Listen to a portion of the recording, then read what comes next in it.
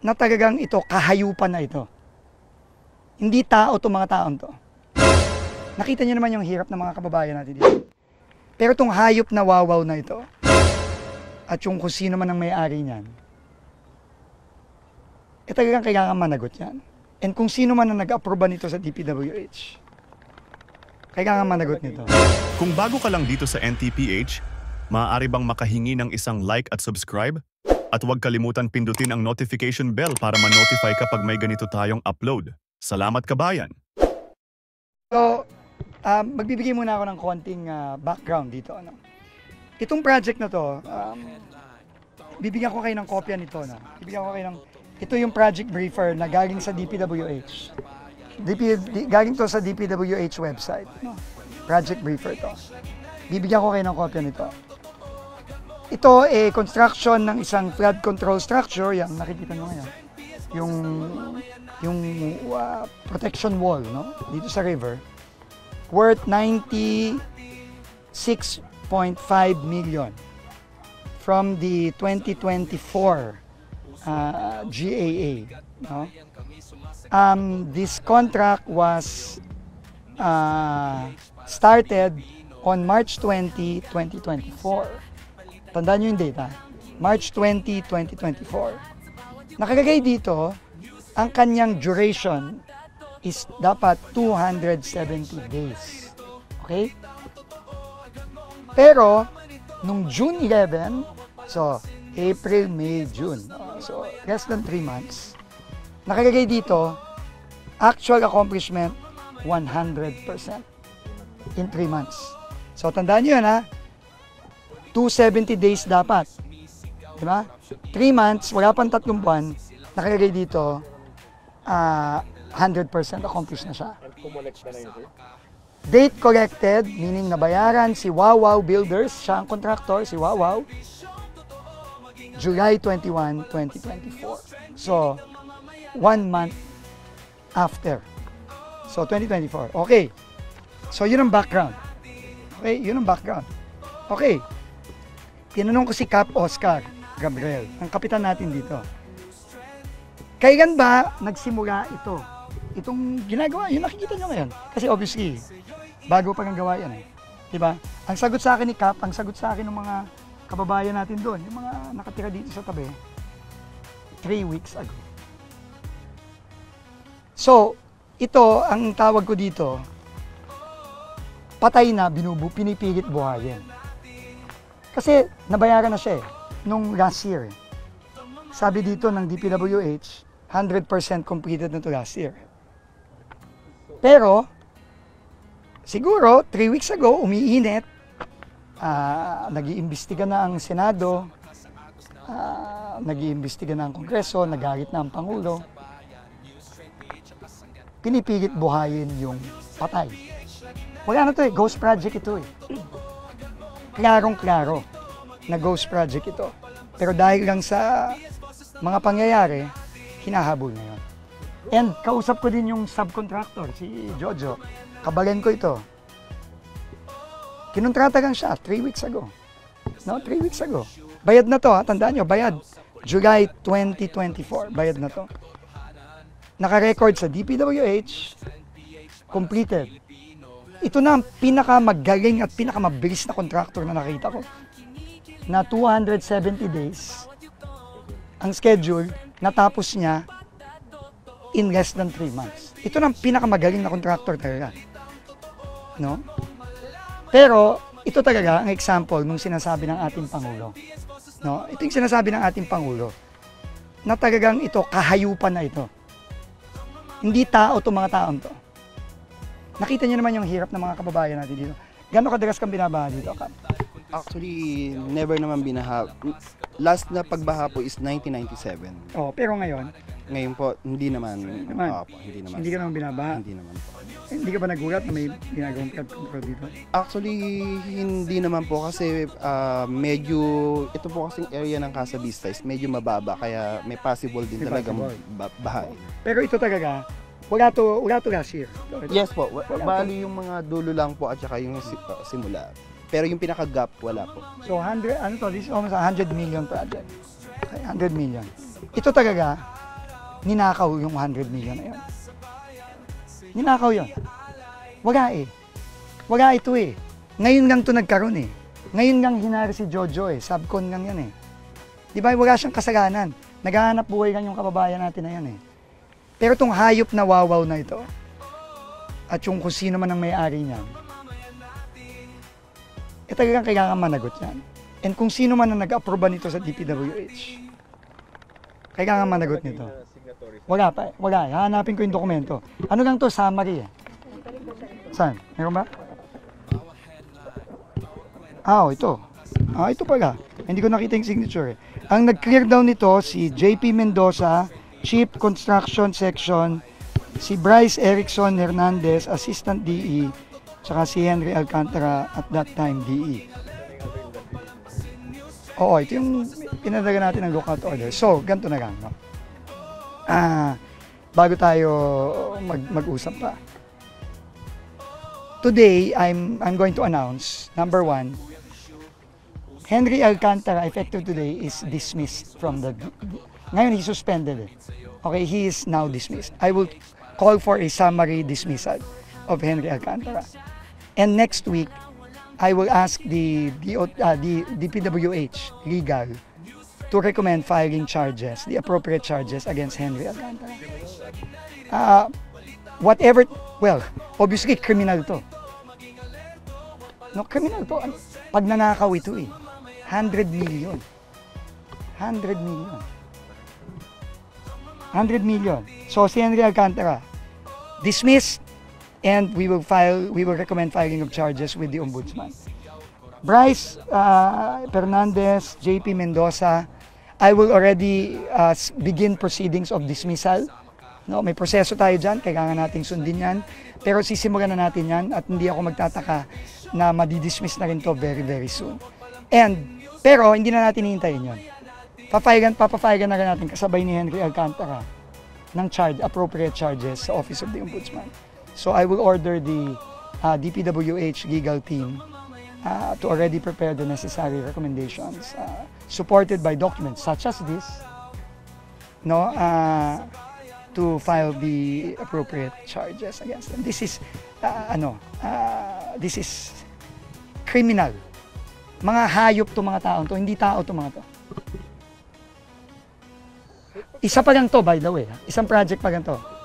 Finally, no, I will also order the perpetual lifetime blacklisting of Wawaw builders from DPWH and all their possible affiliates. No, alam naman natin, minsan may mga kung sino man ang may-ari ng Wawaw, meron din siyang mga ibang lahat yun. Hindi lang kung mahanap namin yung mga kumpanya na sila din ang may-ari, kung sino may-ari ng Wawaw, pati yun, papaban natin. Papaban ko na rin, i-announce ko na rin, papaban din natin, kasabay ng Wawaw, yung SYMS, yung SIMS, na gumawa ng proyekto na nakita ng ating Pangulo nung nakaraang mga linggo, na ghost project din. Sinabi natin, no, pag ghost project, kailangan automatic perpetual ban, lifetime. And then, second, we will also recommend the filing of charges with the Department of Justice against Wawaw builders and against SIMS. And all the people involved here, both those who are clearly dummies and the real owners or the beneficial owners, depending on the investigation of the DOJ. No, and later on, maybe the independent commission to be formed by the President. But let me just end with this. No? The President has repeatedly said, and this was his clear marching orders to me, that we must not allow this to happen anymore and to hold people who have done this to account. Hindi tayo papayag dito. Kawawa sila Cap Oscar, kawawa yung mga tao dito. Hindi nga alam ni Cap Oscar na may project pala dito eh. Nagulat ka na lang, nabigla na lang may gumagawa dito, di ba, Cap? Actually, nag-courtesy call naman po sila. Kailan? 3 weeks ago. 3 weeks ago. Oh, 3 weeks ago nga. Pero hindi mo alam na last year po to. Yes po, hindi po. Hindi. Yung parts, matagal na yan eh. Kita mo naman eh. Ang tagal ng gawa ng mga yun eh. Pero ito, 3 weeks ago lang tong segment na ito. Ito yung 100 million. Ito yung 100 million. Last year, when it said March 20 to June 11, walang nothing. Sir, itong ikli na to, 100 million. Phase 2 na to, sir? Phase 2 na. Hindi ko alam. Hindi ko alam kung anong phase ito. Ilang meters po yun, sir? Tinatanong ko nga kay Jojo, ilang metro ba ito? Sir, excuse me. Apo, kung di po ako nagkakamali, 3 portion po kasi itong ginawa sa Mikasa Vista. Bali, ito po yung pinaka-last. Ito yung... Pero ito yung declared finished before. Yes. Yes. So, anyway, as I was gonna say, this is the President's marching orders and we will execute. Hahanapin namin lahat itong mga multong to. Hahanapin natin lahat to. And lahat to, pag nakita na natin, and nagpapasalamat ako sa mga iba nating mga kawani sa DPWH kasi sila ang nagbibigay ng impormasyon na to. Nagpapasalamat ako sa kanilang lahat. No, binigay nila sa atin to at meron pa silang binibigay na iba. At hindi tayo titigil. Hanapin natin lahat to. At kung anong ginawa natin dito sa mga DE, assistant DE, engineer dito sa DPWH na kakonsyaba dito at doon sa mga kontraktor, ganun din ang gagawin natin sa iba. So simula pa lang ito. No? And hindi tayo titigil. No? Alam nyo, naalala ko, 2 years ago, si Senator Joel Villanueva, who hails from Bulacan, already talked about this in the Senate. No, he already called it out as early as I think 2023. No, and I would like to personally thank Senator Joel. No, because as early as 2023, he was already calling this out. No, I know he's being accused of a lot of things, but the fact is, in 2023, when this was not yet a thing or hot, Senator Joel was already calling this out. No, and in fact, I spoke to him and I said I was coming here. And he told me, marami pa dyan. And I think that is absolutely true because that's what we're getting also from DPWH. Bulacan pa lang to. Bulacan pa lang to. So, ano talaga? Nakakarindi tong ganito. No? I can just imagine how angry the president is. No? Kasi hindi tao yung gumawa nito, hayop. Mga hayop ang gumawa nito, hindi sila tao. Para gawin nila to sa mga kababayan natin. And believe me, itong mga hayop na to, makakukulong yan. Sir, yung sa Wawaw, di ba Arevalo po yun? Talaga bang dami lang yun? Well, lahat tayo nanood ng Senate hearing. Anong tingin nyo? Alam pa po yun talaga. Siyempre, kailangan agamin natin yon. Kasama yan sa investigasyon ng ombudsman o ng DOJ at pagka nabuo na po yung independent commission na binubuo ng ating Pangulo, sila din ang mag-imbestigahan. Pero siguro naman, kitang-kita naman natin nung Senate Blue Ribbon. Hindi yung makasagot eh. Kitang-kita mo naman. So, kung ako kay Mr. Arevalo, ang advice ko sa kanya, I should just turn myself in right now. Kaysa naman siya pa ang makulong dahil dito, mukhang hindi naman talaga siya. Sir, are we seeing na maraming kabulakan na yung spotted? Yeah, Yung Pangulo, Definitely. Definitely. Madami. Madami. At kung kaya araw-arawin namin to, araw-arawin namin to.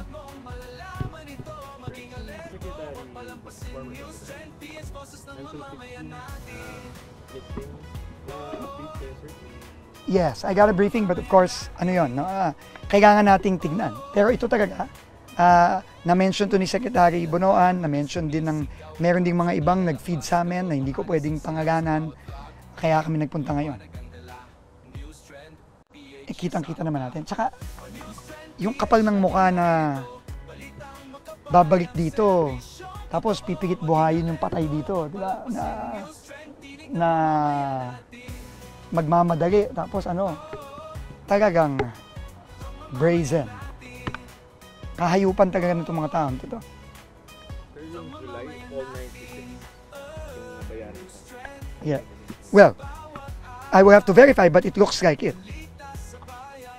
It looks like sa ano, sir, sa quality ng gawa.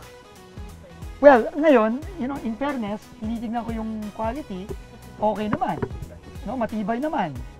Kaya buti na lang, itong kabarin ko, marunong. Pero, obvious naman. Obvious naman to. Di ba? Obvious naman to. Pero alam mo, ang dami nito. All over. All over. Kaya tingin ko tama talaga yung desisyon ng ating Pangulo kahapon na utusan ako, direktahan ako na rebisahin itong budget ng DPWH para sa 2026. At tama din yung direktiba niya sa akin na ihinto muna ang mga bidding na hindi pa tapos. At yung mga natapos na at na-award na, talagang kailangan natin bantayan ng maigi. Kasi, sa tagal ko sa gobyerno, ngayon ako nakakita ng ganito. Ibang klase to, ibang level. MacArthur Highway Malolos, Capital City. Tatlong malaking proyekto. Ang tagal na ngayon, road project. Hindi pa tapos. Ang sobrang traffic namin. Sige po, papacheck po natin. Ano ba yung papahinto? Ay, hindi ho. Alam nyo, yung mga ongoing, hindi naman tayo nagpapahinto ng ongoing. Pinahinto lang natin yung mga bidding. Yung mga binibid pa lang. Kasi gusto nating masigurado na hindi na bidding-biddingan yan eh. Pero yung mga ongoing, hindi natin pwedeng hinto yan. Kawawa yung mga kababayan natin. In fact, ang kailangan natin gawin dyan, kailangan natin pabilisin para matapos. So, salamat po sa ano nyo. So, papacheck po natin sa... Sa panahon pa rin sila, supportahan niyo po kayo ginagawa kasi ni Governor Daniel Fernando na pagkalangtan sa Bulacan, malagyan na ng maikulong na ng BKM from Bulacan to Bataan. Mag-uusap po kami. Ano yan, no? Pag-uusapan natin yan.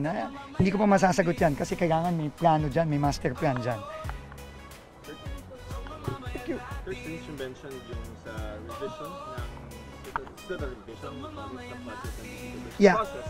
Yes. You said yesterday 700 pages.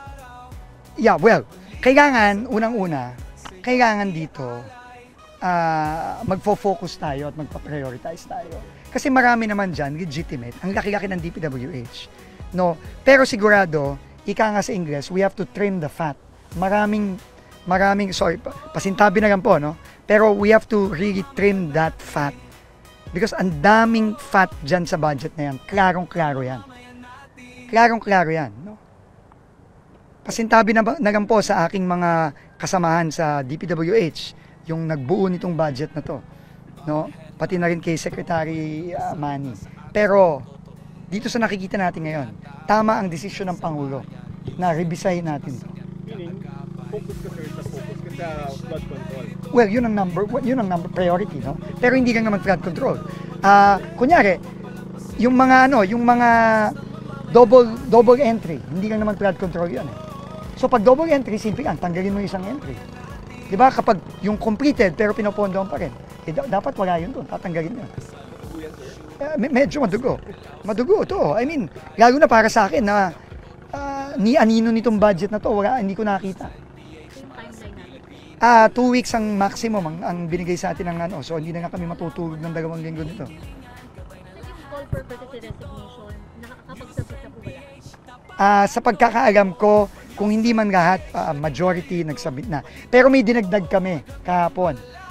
Sinama namin yung mga assistant regional directors at assistant bureau chiefs, pati ata assistant district engineer. Anyway, double check ko. Problema kasi baka maubos. Hindi naman pwede 'yon. So anyway, basta tayo tuloy-tuloy lang tayo, pero nakakagalit lang talaga. And I cannot blame the president for his anger dito sa nakita niya.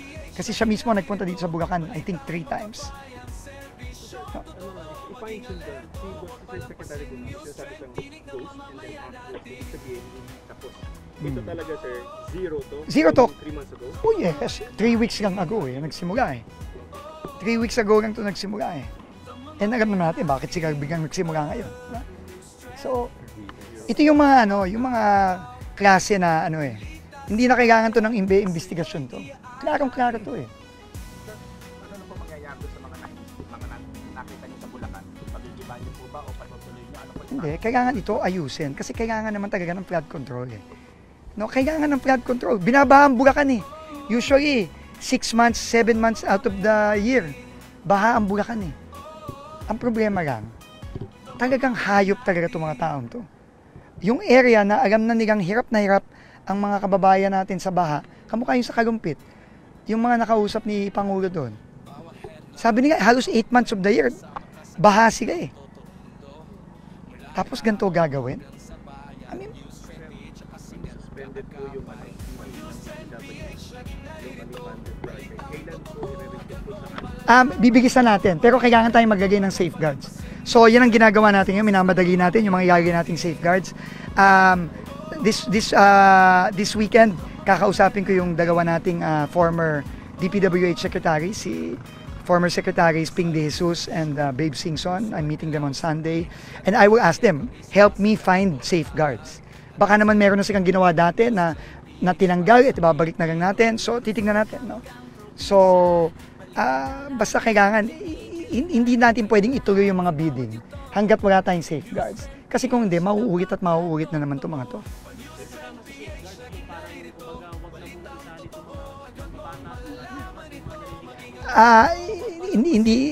Hindi naman talaga kasama ang sa bidding, wala namang involvement ang mga legislators doon eh. It's just a contractor. It's a contractor and the DPWH. So I don't want to go beyond what I am supposed to do, which is to clean house. No, I have to focus on cleaning the DPWH. No? So, and yun ang gagawin natin. Sir, speaking of bidding, have you talked with PICAM? Kasi parang may irregularities din when it comes Yes. sa licensing. Yes. Ano po natin, Correct. contractors. Maraming problema. Napakaraming problema. And kailangan natin maayos yan. Lahat, pero isa-isa yan. Hindi to magic wand na maayos. Kung ano man ang gagawin ko, basta din, maayos na. Hindi ganun to. Matagal na proseso to. Pero we have to start somewhere. Nag-usap na kami. Meron na kaming pinag-usapan na gagawin namin. May mga gagawin siya. Ako, nakasuporta ako sa kanya kay Secretary Roque. di ba galing po kayo nakaraan ni Pangulo sa Bulusan. May part kasi doon, nasa 300 ship line na bago dumating si Pangulo, nandoon at hindi na napuntahan. Pinuntahan namin, marami po talaga nakatambak katabi ng Pampanga. Possible po ba na bibisitahin din po ba rin natin? Hindi. Bibisitahin natin yon, pero at the same time, yung mga ganong proyekto, itong mga binisita ng ating Pangulo, a-action na natin yan. Kasi yan ang mga klarong-klarong substandard, kamukha nung sa Bulusan tsaka sa Frances, at yung sa Pial sa Baliwag, ghost yon. So yung Sims, perpetual ban na yan. Yung magre-recommend na tayo ng kaso dyan sa DOJ. Yung Wawaw, perpetual ban na yan, magre-recommend na tayo ng kaso sa DOJ. Engineer Alcantara, Dismiss. yung housing can be passed or We will file as soon as we can. I think in the next week. We will recommend filing. We cannot file charges. That's the job of the Ombudsman. So we will recommend to the Office of the Ombudsman to file charges against these 3 individuals as soon as possible. Lahat nagsubmit na. Anim ba? Ito. Hindi ko makagagay. Anim ata. Nagsubmit na agad. May Cabral sir na pina-ilbo yung Senate. Tama siya Si Yusek Cabral, Cathy Cabral. pina-ilbo ng Senate. Okay. Kasama siya sa nag- Yes.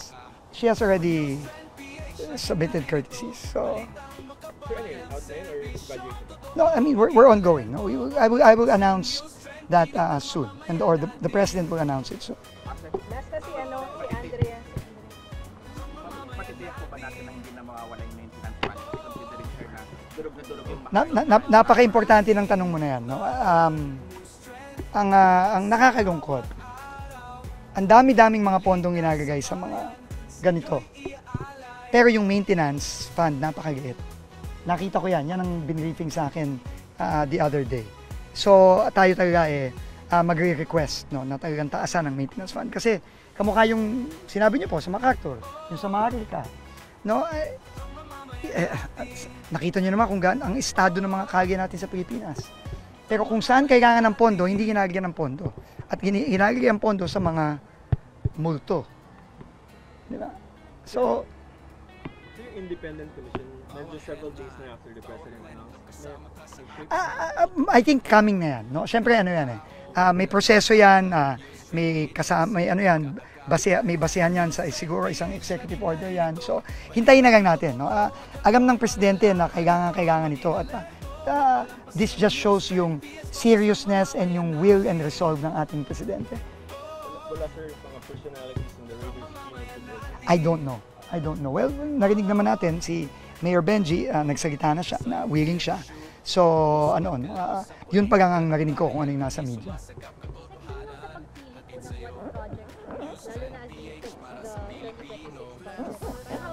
Prioritize po kaya without kung wala pang master plan right now. Like, nabanggit po dito, 1997 pa last pero ito yung unang pinunduhan. Ito yung unang ginagawa. Yan talaga malaking problema yan. Wala talagang master plan.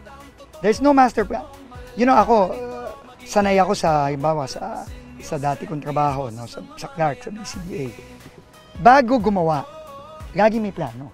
Hindi pwedeng, may mauuna ang budget sa plano. Hindi pwede yun.